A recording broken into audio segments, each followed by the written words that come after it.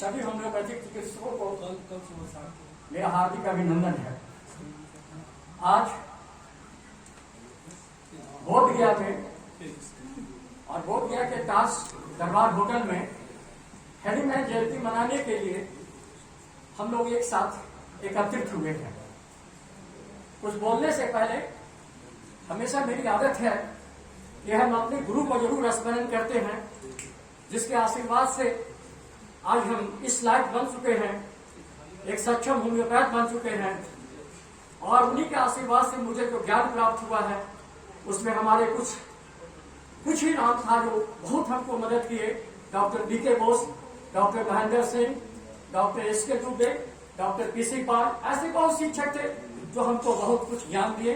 आज उसी के ज्ञान को देने के लिए आपके सामने मैं आ रहा हूं। आज कॉलेज में हमको एक चीज बोला गया था कि संस्था के द्वारा कि सर आप तो कुछ न कुछ बोलते रहते हैं, कुछ ऐसी चीज दीजिएगा जिससे लोगों को प्रैक्टिकल ज्ञान कुछ मिल सके। मैं अपनी प्रैक्टिकल ज्ञान के अंदर में ही कुछ चीज को लेकर के आपके सामने प्रस्तुत हो रहा हूं। सारी चीज को नहीं ले सकता, इसलिए कि लंबे समय की जरूरत पड़ जाती है। During the 3 stage of the fever, fever की 3 स्टेज होती है, चिल, हीट एंड स्वेट। ये 3 स्टेज होती है, क्योंकि फिजियोलॉजी के अनुसार हम जानते हैं कि बॉडी के अंदर जब चिल पैदा होता है तो बॉडी के अंदर कंपन पैदा होती है, और जब कंपन पैदा होगा तो मसल्स के अंदर फ्रिक्शन पैदा होगी, और जब फ्रिक्शन पैदा होगा तो बॉडी के अंदर हीट आ जाएगा। जब ही बॉडी के अंदर हीट आएगी तो बॉडी के अंदर पानी की मात्रा है, और वो हीट के कारण बॉडी का जो पानी है इवापोरेट होकर के स्वेट के अंदर आ जाएगा। तो 3 स्टेज फीवर का है, चिल, हीट एंड स्वेट। और सबसे डेंजरस स्टेज क्या है? जिंदगी में सीख लीजिए, सब फिजिशियन होने जा रहे हैं। अगर आप किसी फीवर के पेशेंट को देखने के लिए गए हैं तो फीवर के पेशेंट को ऑब्जर्वेशन करके देखिएगा। फीवर में भी आदमी डेथ करता है, ऐसा नहीं कि फीवर में डेथ करता है। When there is absence of sweat in the armpit, अगर किसी फीवर के केस में अगर आर्मपिट के अंदर अगर स्वेट अब्सेंस कर गया, बिल्कुल ड्राई हो रहा है, समझ लीजिए कि पेशेंट मरने की स्थिति में जा रहा है, वो बचने वाले नहीं है। अगर वो ऐसी स्थिति है तो आपको देखना पड़ेगा कि उस हालत में क्या करें। तो during the chill stage of the fever, never give the opium in lower potency. अगर आप लोअर पोटेंसी में ओपियम का व्यवहार करिएगा फीवर के केस में, अगर समझ रहे हैं कि ओपियम का पेशेंट है, इसको ओपियम दे, लोअर पोटेंसी में करिएगा या क्रूड फॉर्म में कर दीजिएगा, पेशेंट आपका डेथ कर जाएगा। प्रैक्टिकली कर करके देख लीजिएगा। Next point, never give natrum mur in the case of fever.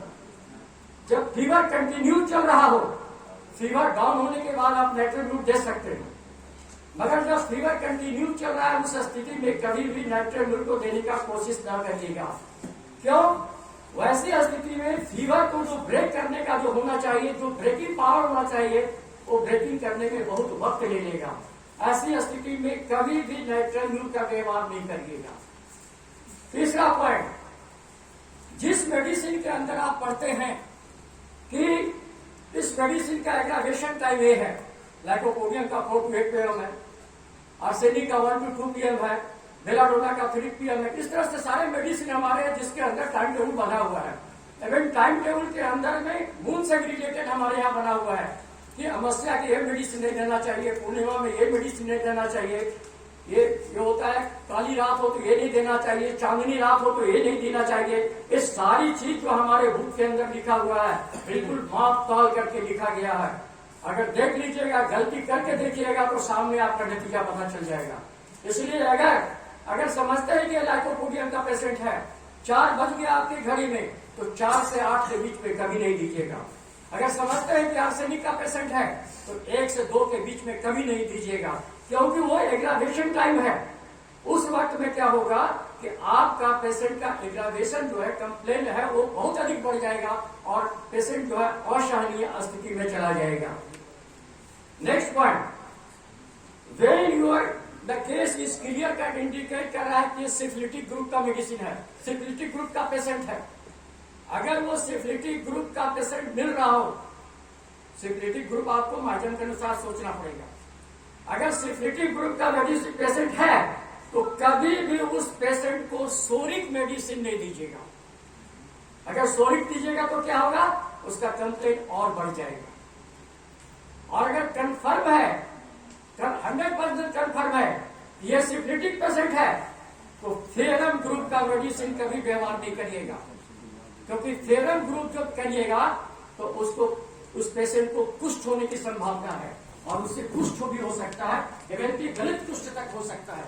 इसलिए अगर सिफिलिटिक पेशेंट हो तो कभी भी फेरम ग्रुप का मेडिसिन, फेरम में कुछ भी हो सकता है, फेरम फोस हो, फेरम मेट हो, फेरम कुछ भी हो सकता है, मगर फेरम कभी भी उसको अप्लाई नहीं करिएगा। नेक्स्ट पॉइंट, अगर कोई भी पेशेंट ट्यूबरक्लोसिस से सफर कर रहा हो और ट्यूबरक्लोसिस के लास्ट स्टेज में आपके पास पेशेंट आ रहा है, बहुत दयनीय स्थिति में, बहुत दिनों से ट्यूबरक्लोसिस से सफर कर रहा है, तो कभी कभी ऐसी स्थिति होती है पेशेंट को कि लास्ट स्टेज में, किसी भी स्टेज में बहुत ज्यादा लूज स्टूल पास होना शुरू हो जाता है, डायरिया के टाइप का हो जाएगा, बहुत ज्यादा स्वेट आना होगा। कभी भी उस डायरिया को बंद करने का कोशिश नहीं करिएगा, किसी भी मेडिसिन से देकर के उसको बंद करने का कोशिश नहीं करिएगा। अगर बंद करिएगा तो निश्चित है आपका पेशेंट डेथ कर जाएगा। इसलिए कॉशस रहना पड़ेगा उस स्थिति में कि हम इस स्थिति में क्या करें क्या ना करें। एक कहानी मैं बता देता हूँ। एक बार की बात है कि एक पेशेंट आया था फतेहपुर साइड से मेरे पास में, उसको यहाँ पर एक ट्यूमर हो गया था। ट्यूमर कैसे हो गया था, चोट लगने से हो गया था, उसमें काफी ब्लीडिंग हुआ उसको।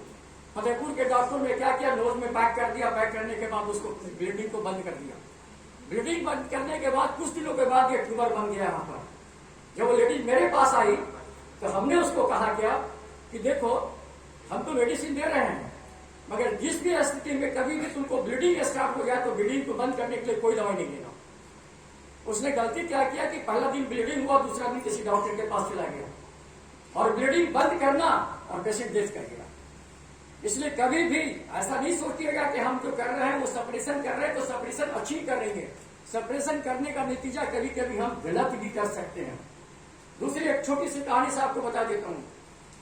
जैसे क्या कहते हैं, कुजापी में एक पेशेंट है, अभी वो जिंदा है, उसके जो दामाद जो है फिर आपका क्या कहते हैं, जो राशन उसन जो रखाता है उसको क्या बोलते हैं, एक जहां राशन रखाता है जो वहां पर ओपन करता है, गुलाम व्यास नहीं है, गुलाम गुरु है, उसका नाम गुरु है, एफसीआई, हाँ एफसीआई में उसके दवा काम करता है। उसका जो हुआ यूट्राइन ट्यूमर था, कन्वर्टेड हो गया कि वो कैंसर है। वो केस को हम नहीं देखे थे, हमारे फादर देखे थे। उसको हिदायत दे दी गया था कि देखो अगर ब्लीडिंग होगा तो ब्लीडिंग को रोकने के लिए कोई दवाई नहीं देना। और नतीजा क्या हो गया, तो उसको जो ब्लीडिंग स्टार्ट हुआ तो उस पेशेंट का स्टेटमेंट बता रहा हूं। उसने कहा कि सर मेरा लगता है 10/10 का कमरा जो है वो ब्लड से धुला रहा है, पानी से नहीं धुला रहा है, ब्लड से धुला रहा है, इतना ब्लड हो रहा है। फादर ने कहा कि तुम तो मर जाना है, तुमको है कैंसर है, तुम मरोगे, ऐसे भी मरोगे, छोड़ दो तुम। आज तक वो जिंदा है, 35-40 बरस से ऊपर हो गया, उसको ट्रीटमेंट किए हो गए, आज तक वो जिंदा है। अगर प्रूफ होगा तो उसका नंबर भी हम दे देंगे। कहीं भी ब्लीडिंग होता है जनरली, आउटर साइड कहीं भी ब्लीडिंग होती है तो हम लोग क्या कहते हैं, थोड़ा सा ठंडा पानी लगा दो, आइस लगा दो। आइस लगाने से क्या होता है, ब्लड को रुक जाने की संभावना होती है। मगर अगर वो एमोन कार्ब का पेशेंट है, अगर प्रिस्क्रिप्शन के अनुसार एमोन कार्ब आ रहा है, कभी भी उसको आइस वाटर लगाने की कोशिश नहीं करना, कभी भी उसको बर्फ लगाने की कोशिश नहीं करना। ब्लीडिंग और भी तेज हो जाएगा, ब्लीडिंग और भी तेज हो जाएगा। इसलिए देखना पड़ेगा, अगर एमोन कार्ब का पेशेंट है तो उसको आइस वाटर कभी नहीं लगाना चाहिए। अगर किसी पेशेंट को आप डील कर रहे हैं, टोटल सिम्टम्स आपको मर्क्यूरियस का मिल रहा है, टोटल सिम्टम मर्क्यूरियस का मिल रहा है, मगर if the tongue is dry, अगर टंग ड्राई हो, नेवर प्रिस्क्राइब मर्क्यूरियस, कभी भी भूल करके मर्क्यूरियस नहीं दीजिएगा। मर्क्यूरियस का सिम्टम वहां खत्म हो गया, कहते हैं absence of moist is the contra indication of the mercurius। अगर किसी पेशेंट टोटल देख रहे हैं कि बेलाडोना का सिम्टम्स आ रहा है, बेलाडोना का टोटल फिकर आ रहा है, लगता है कि बेलाडोना ही इसको पढ़ना चाहिए। If your patient in the pleasant mood, अगर सही मूड में है, खुशी मूड में है, बहुत अच्छा मूड में है, नेवर प्रिस्क्राइब बेलाडोना। बेलाडोना कभी नहीं दीजिएगा, क्योंकि pleasant mood is the contraindication of the belladonna. भूल करके भी नहीं दीजिएगा, सिम्टम्स मिलने के बाद भी नहीं दीजिएगा। जैसे एलियंस की नोट में आप पढ़ते हैं ना, जैसे ही कैमोमाइल निकाल करके पढ़िएगा तो क्या लिखा हुआ लास्ट में, रिलेशन के बीच में लिखा हुआ, लास्ट में लिखा हुआ है, क्या लिखा है? Mental calmness is the counter indication of the chamomilla. अगर कैमोमिला का फुल सिम्टम मिल रहा हो और पेशेंट भी वेरी काम एंड क्वाइट, चुपचाप है, चुपचाप पड़ा हुआ है, हल्ला नहीं कर रहा, चिल्ला नहीं रहा है, नेवर प्रिस्क्राइब कैमोमिला। अगर आपको कोरोना केस देखने का मौका मिल गया और कोरोना केस के अंदर जो भी मेडिसिन आप दे रहे हैं, क्यूप्रेन दे दिया, आर्सेनिक दे दिया, सिकल कॉप दीजिए, जो भी दीजिए, वेट्रेमेलम भी एक मेडिसिन है जिसपे कोरोना में व्यवहार किया जाता है। If there is absence of pain in the abdomen, severe vomiting हो रहा है, सीवियर पर्जिंग हो रहा है, मगर उसके बावजूद भी अगर पेट में कोई तकलीफ नहीं है, पेट के अंदर कोई दर्द नहीं है, हैरिंगटन ने अपने बुक में लिखा हुआ है, more pain more think of the veratrum album, no pain no think veratrum album. अगर वेट्रेमेलम देना चाहते हैं तो पेन देखना पड़ेगा, जितना सीवियर पेन होगा कोरोना केस में उतना हमको वेट्रेमेलम की तरफ जा रहा है। अब वेट्रेमेलम डिस्क्रिप्शन करेंगे, अब सेंस ऑफ अगर पेन रहेगा, नेवर प्रिस्क्राइब वेट्रेमेलम।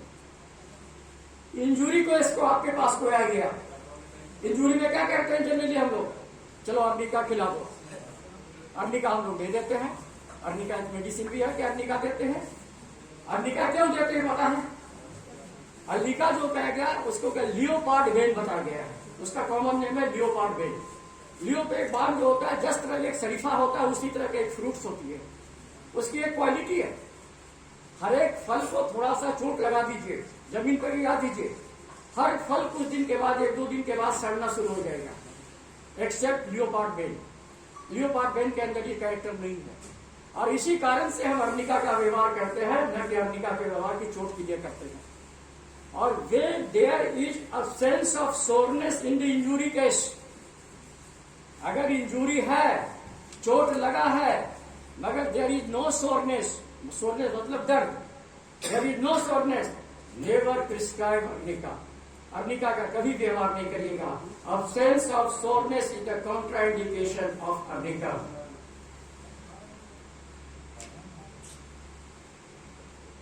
हम क्रोनिक केस को जब देखते हैं तो क्रोनिक केस के अंदर हिदायत दी गई है, और हिदायत दी गई है always try to prescribe with the vegetable group of medicine.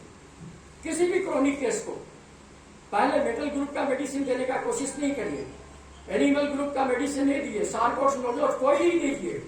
First you try कौन सी ऐसी मेडिसिन है जो वेजिटेबल के अंदर आती हो, वेजिटेबल ग्रुप से मिलता हो, उस मेडिसिन को प्रिस्क्रिप्शन करने की कोशिश करेंगे। मगर उसके अंदर भी लिखा हुआ है, राइटर ने लिखा है, उसने लिखा है क्या कि lycopodium is a vegetable group of medicine but never prescribe from the lycopodium. If you are 100% confirmed the patient is lycopodium, then you can give.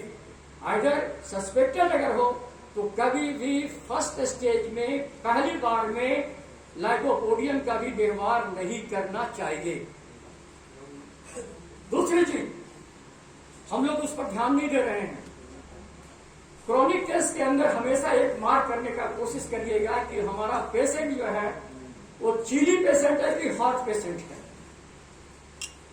ये चीली और हॉट का समस्या आपके साथ बना हुआ है।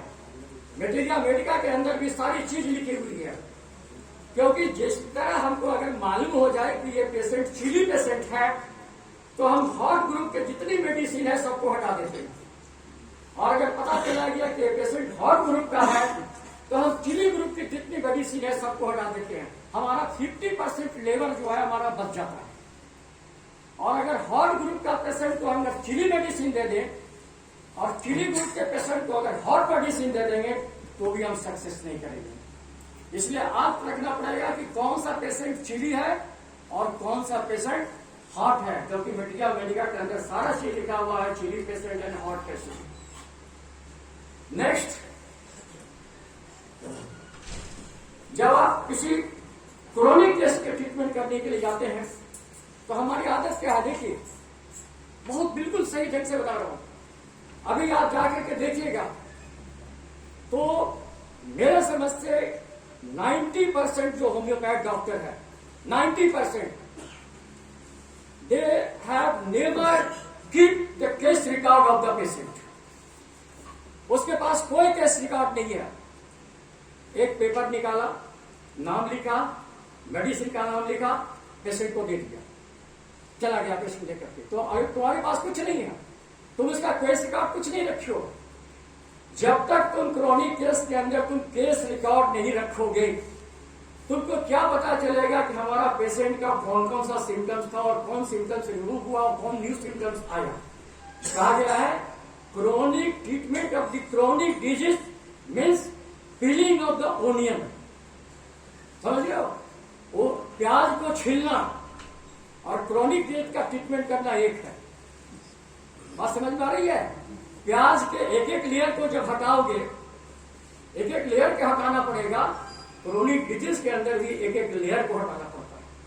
और एक एक लेयर को हटाने के लिए जब तक हमारे पास केस रिकॉर्ड नहीं रहेगा, जब हमारे पास हिस्ट्री नहीं रहेगा, तो हमको क्या पता कि इसके पहले कौन से दिया था, कौन सा सिम्टम्स लेगा, क्या न्यू सिम्टम्स क्या अपीयर हो गया, ओल्ड की क्या हो गया, कौन कौन से सिम्टम्स आ रहे हैं, सारा डिटेल उसको लिखना पड़ता है। इसलिए अगर चाहिएगा कि बिना केस लिखे हुए, बिना हिस्ट्री लिखे हुए अगर हम किसी केस को आराम करना चाहते हैं तो आराम नहीं कर पाइएगा, उसमें दिक्कत हो जाएगी। इसलिए रिकॉर्ड तो रखना पड़ेगा, रिकॉर्ड रखना जरूरी है। और कहा गया क्या ना, रिकॉर्ड लिखना कोई क्लर्कियल वर्क नहीं होता है, ये कलर का काम नहीं होता है। जैसे क्लर्क लिख रहा है, सारा चीज लिखते लिखते लिखते चला गया, इसीलिए क्लर्कियल वर्क। हम जो हिस्ट्री निकलते हैं, हम हिस्ट्री लिखते नहीं है, हम जो हिस्ट्री निकलते हैं एक फिगर बना रहे हैं। हम एक आर्ट है, आर्टिस्ट हैं हम होम्योपैथिक का आर्टिस्ट हैं। हम एक आर्ट बना रहे हैं, और वो आर्ट क्या बना रहे हैं, उस मेडिसिन का आर्ट बना रहे हैं जो हम उसके अंदर लिख रहा है। देखते हो कलाकार को कभी देखोगे तो क्या है, छोटी छोटी छोटी लकीर खींचते खींचते खींचते खींचते एक फिगर को बना देता है। हम क्या कहते हैं, सब सिम्टम्स को कलेक्ट करते करते करते करते करते एक फिगर बना देते हैं। और वो फिगर कहता है, वो फिगर आपको व्यक्ति लिखने की देखने की कभी जरूरत नहीं पड़ेगी। रेयर केस में रिपर्टी की जरूरत पड़ेगी। आज तक मैं कितना साल से प्रैक्टिस कर रहा हूँ, रेयर केस में अगर 2-4-5 केस में कभी शौक से हुआ है तो रिपर्टी को उठाया, मैंने रिपर्टी कभी नहीं उठाया। क्योंकि वो केस जब हिस्ट्री नोट करिएगा, आपका सारा चीज बताएगा कि ये केस किस तरफ जा रहा है। अगर आपके पास मीडिया बेटा का नॉलेज है तब, फॉर एग्जाम्पल एक बताता हूं, अगर वो पेशेंट जो है कोराइजा से सफर कर रहा हो, बहुत लंबे समय से कोराइजा से सफर कर रहा हो, आपका टोटल हिस्ट्री जा रहा है। जब टोटल हिस्ट्री अगर जा रहा है थूजा की तरफ, लगता है कि पेशेंट थूजा की तरफ, इसका डिजायर है, वर्सन, स्लीप, ड्रीम वगैरह सब जा रहा है। हमने पूछा कि जब नेजल डिस्चार्ज होता है किस साइड से होता है, पेशेंट बोल दिया कि नहीं हमारा राइट साइड से नेजल डिस्चार्ज ज्यादा होता है। हम कहेंगे तुम गलत बोल रहे हो, कभी नहीं हो सकता। अगर थूजा का पेशेंट होगा तो उसका जब भी डिस्चार्ज होगा तो लेफ्ट साइड से होगा, राइट साइड से कभी नहीं हो सकता। वो पेशेंट गलत बोल सकता है, पेशेंट हमसे कुछ छिपा सकता है जरूर, मगर वो भी नहीं छिपेगा। जब मेडिसिन पड़ जाएगा तो वो भी सामने चलाएगा। तो ये क्या है, एक आर्ट है। होम्योपैथी ये साइंस है, ऑल्सो ये आर्ट। हम कला है, कला को भूलते चले आ रहे हैं। अगर जिस दिन वो कला को भूल जाएंगे, कला पहले हम लोग क्या करते थे, टीवी पर देखते थे, जैसे ही बनाते बनाते एक फिगर बनता था और यहाँ पर अगर गुलाब का फूल डालता था तो बिना चेहरा बनाए बता देते थे कि जवाहरलाल का फोटो बनने जा रहा है। अगर टीवी पर देखा था कि जैसे ही चेहरा नहीं बना और जैसे ही गोल चश्मा बनता था तो हम लोग कहते थे क्या गांधी जी का बनने जा रहा है। कैसे बोलते थे, गांधी जी का छवि मेरे दिमाग में है, जवाहर का छवि हमारे दिमाग में है। उसी तरह से जिस दिन आपके पास मेडिसिन का छवि बन जाएगा, मेटेरियल मेडिका में जितने मेडिसिन है उसका छवि बन जाएगा, आपको बता देगा कि ये मेडिसिन का पेशेंट है, इसको ये दीजिए और ठीक हो जाएगा। निश्चित ठीक हो जाएगा, कहीं कोई दिक्कत नहीं होगा। Next, never give pulsatilla in the first stage of the coryza. Coryza का कोई भी केस अगर आपके पास आया हो तो फर्स्ट स्टेज में कभी भी पल्से किलर देने का कोशिश नहीं करिएगा। उसके बाद आप सोच सकते हैं, उसके बाद कोई दिक्कत नहीं है। Never repeat a medicine. कब रिपीट नहीं करिएगा? जब किसी मेडिसिन का एक्शन शुरू हो गया। एक्शन के पहले दे सकते हैं। कोई डॉक्टर 1 डोज मेडिसिन देता है, कोई डॉक्टर लगातार 2 डोज मेडिसिन देता है, और कोई डॉक्टर 3 डोज भी मेडिसिन देता है ना। अगर वो रिपीटेड मात्रा में चला गया, क्योंकि न्यूटन का फर्स्ट लॉ कहता है कि अगर कोई चीज चल रहा हो, बार बार उसको धक्का मारते चला जाओ तो चलता चला जाएगा। रुकने के बाद धक्का नहीं मारना, रुकने के बाद नहीं, उसी अवस्था में उसको धक्का मारना है। तो अगर क्रिया स्टार्ट नहीं हुई है और उसी बीच में अगर हम मेडिसिन को देते चले जा रहे हैं तो हमारा वो सेकेंड डोज नहीं होगा, वो फर्स्ट डोज ही होगा। क्रिया अगर रुक गया, मेडिसिन आज रोक दिए, नहीं दिए, क्रिया स्टार्ट हो गया, नेवर प्रिस्क्राइब मेडिसिन। कोई मेडिसिन, चाहे वही मेडिसिन हो चाहे दूसरी मेडिसिन हो, कभी भी नहीं करना चाहिए। हम लोग कहते हैं ना, कोई पेशेंट आता है तो कहते हैं क्या, अच्छा चलो इसका फीवर है, इसको आज हम 6 डोज ब्राउनिया दे दिए, फीवर नहीं उतरा। कल उसने आया तो हमने कहा कि 6 डोज फिर ब्राउनिया देते हैं इसको। चलो हमने उसमें ब्राउनिया दिया, मगर 6 डोज के अंदर 6 डोज पहले खाया और 3 डोज एक खाया और उसका फीवर डाउन होने लगा। तो कितने डोज मेडिसिन खाया? कितने डोज खाया? सिंगल डोज खाया। Note calculate the 9 dose. वो 9 डोज नहीं है। When your medicine going to act, that is 1 dose for that patient. उस पेशेंट के लिए वो सिंगल डोज है। जहां से जो क्रिया शुरू होती है, जितने डोज देने के बाद, वो डोज को हम मानते हैं 1 डोज। 9 डोज नहीं मानेंगे उसको। और जितने डोज में क्रिया शुरू है उसको काउंट कर लीजिए। वो 1 डोज में भी शुरू हो सकती है, 2 डोज में भी शुरू हो सकती है, जब भी शुरू हो सकती है।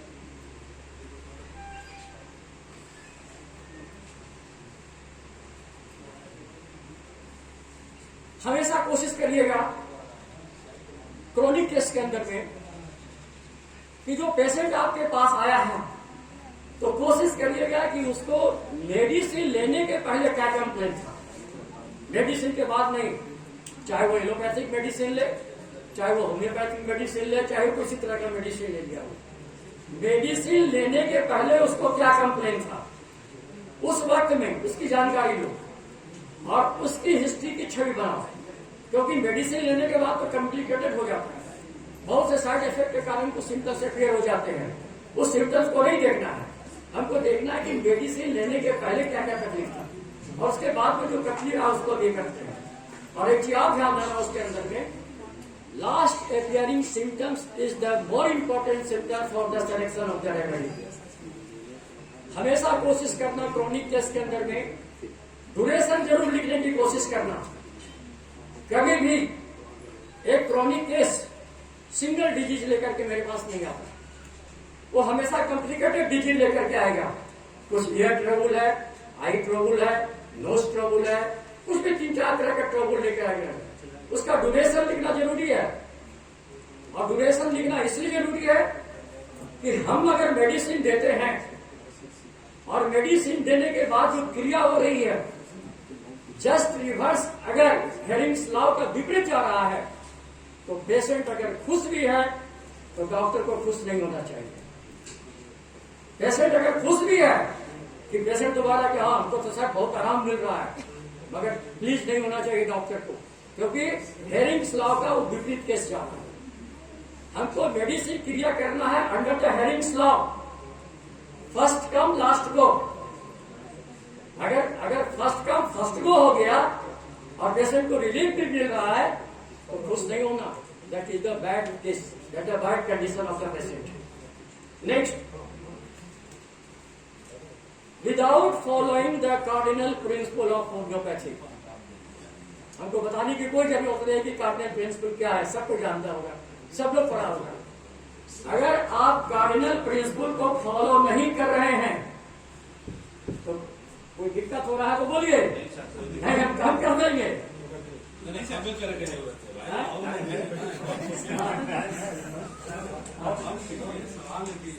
देखिए अरे बचता की बात